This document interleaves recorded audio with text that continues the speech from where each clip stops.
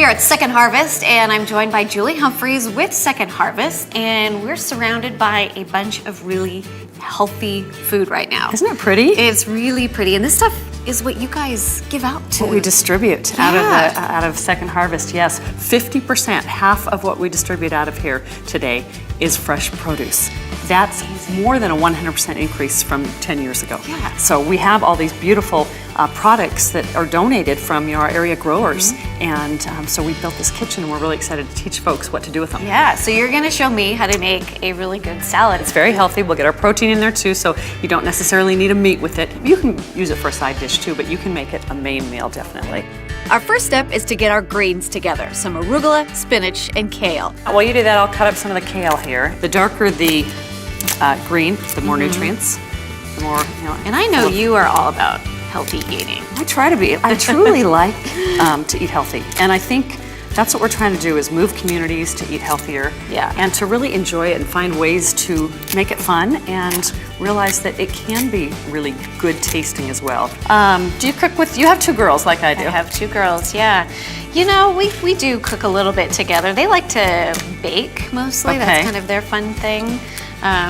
But the kitchen is always the place where everyone hangs out. So they're hanging out in the kitchen, doing homework and stuff while the rest of us are cooking the meal. Well, I have a couple of millennials, so it's really fun to see how that generation is really into the whole farm-to-table philosophy. And I love the nutty kind of bitterness of the arugula. Yeah, and the spinach is obviously sweeter than the kale and the arugula. So if you can't tolerate the bitterness of the other two, you just mix it.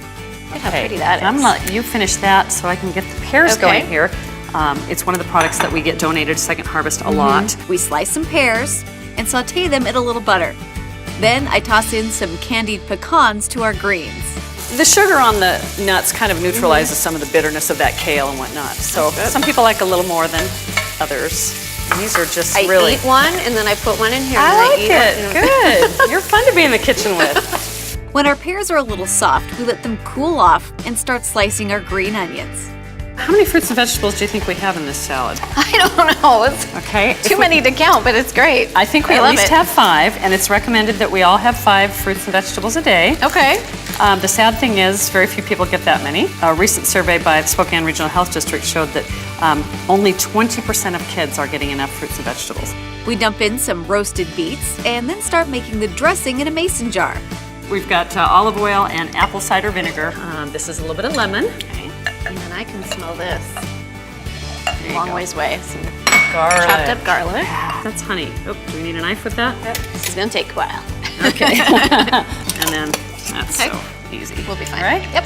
And then shake, shake, shake it up. There you go. We're gonna top this with avocado, just for fun. So, should I put you on the avocado duty? What else do you want to? Everything but the kitchen sink. Now that our pears are cooled off, we add them to the top of the salad. Then I start slicing the avocado. While you're doing that, I'll talk just a little bit, if I may, about this kitchen that we built here at Second Harvest. It's kind of a new trend in food banks. It's really pretty. We have 200 food distribution centers around the country that belong to the Feeding America Network, and we're one of them. 50 of them have kitchens, of those 200, and only about 5% of them are teaching kitchens. And we're one of them here in Spokane, so we're very excited about that, because the whole point is to teach folks what to do with these fabulous fresh ingredients that we distribute. For instance, a bag of lentils. You give folks a bag of lentils, they don't always know what to do with them.